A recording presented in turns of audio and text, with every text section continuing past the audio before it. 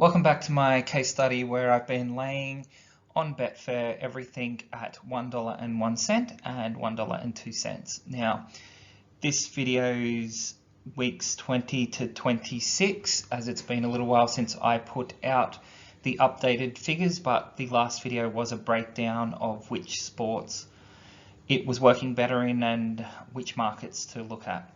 So let's jump in and see how it's gone over the last 6 weeks. Before I start, the case study rules, just as a reminder, is I'm doing it on all sports except for racing markets. I am laying everything at 101 when the markets come up, and I'm not looking at markets such as handicaps, Asian handicaps, or totals, just because there's a bit more coding to do for that in the API, and I haven't done it yet. And I get all the lays in as early as possible. So we've been testing this now for 170 days. So we're getting close to pretty much that half year mark. And if we have a look, we've placed just over 2 million bets in that time frame. We've been matched on 281,000, which is more than 10%, which is great. And we've won only 3,213 of those bets, which is a staggeringly small percentage. But out of that, we've ended up with a profit and loss after commission of $348. And I've added into this video how much commission you would have paid at the 5%, which is the general commission rate you're paying on Betfair. And at this point, we've paid $127.88. So depending on what your commission is, you could work out whether you would be in front or behind. This is at 5%. Obviously, if you're at 2%, you're going to have a slightly higher profit than the 348. Now that profit loss does include that $127 being taken out already. So theoretically, if you had no commission, you would be up about $475, roughly. Let's jump in and have a look at the chart. So here's the chart, and you can see for the $1.01 lays, it's a pretty stable chart going up and down. We've had a really big run in the last couple of weeks by the looks of it, where it's really shot up. So there must have been quite a few games which people thought were going to be one and then went the other way.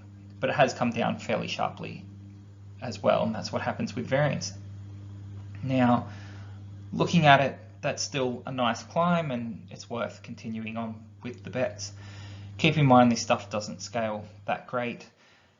You need a lot of money at the 101 for people to take it before you can make anything good, and generally going to get matched fully on your bets which you're going to lose, but not matched fully on the bets which are taken. So there are quite a few bets that just do not get matched fully at all. So let's have a bit of a look at the $1.02 testing. Again, this has been running for 160 days. We're up to about 1.8 million bets, and we've been matched on close to 270,000. But we've won almost 6,000 of those.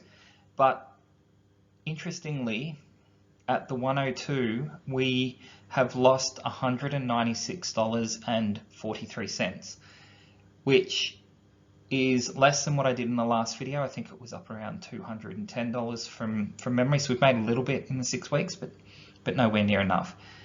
Now, if you look at this, out of that, $266.90 was paid in commission at 5%. So theoretically, if you were running this at 2%, you may be getting close to break even. 0%, you would be in profit. Theoretically, if you had a 0% commission, you'd be up by about $70. So it's quite interesting in how commission affects these methods. The reason that commission hits the 102 more than the 101 lays is we have twice as many wins. So the commission is significantly higher. If I just jump back you would probably see that we had a whole bunch more commission on the 102 lays compared to the 101 lays, and that has eaten into the profits substantially. So the best thing to do is probably look at lower winning strike rates, as you will pay less commission, and therefore there's a much higher chance that you keep any edge that you have.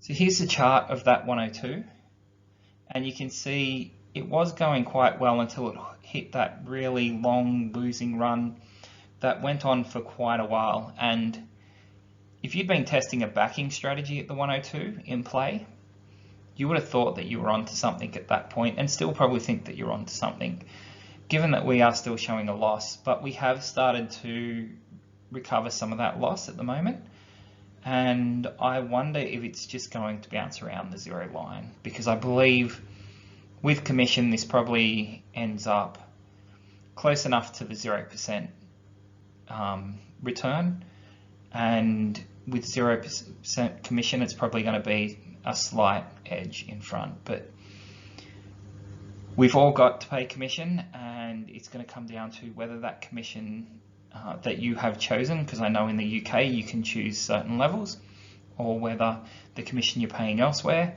is going to eat away at your edge using 102s. But there's definitely something there for the 101s that I'll look at continuing and see whether or not it can scale up a little bit over the next few months. But 6 months has been a really good test time.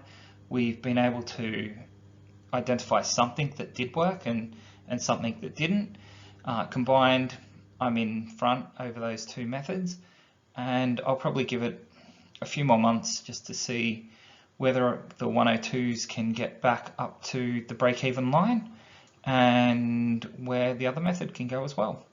I'll also start a new case study next week on a few other ideas I've got for those that really can't automate and are looking for an edge because they're struggling to find that edge.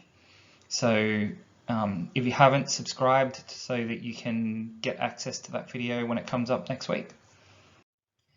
So thanks for watching. Hopefully this has been a little bit helpful and you don't have to place the 4 million bets to get all this test data.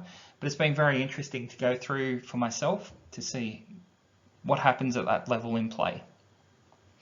I'll leave it there, and good luck if you're having a bet this week.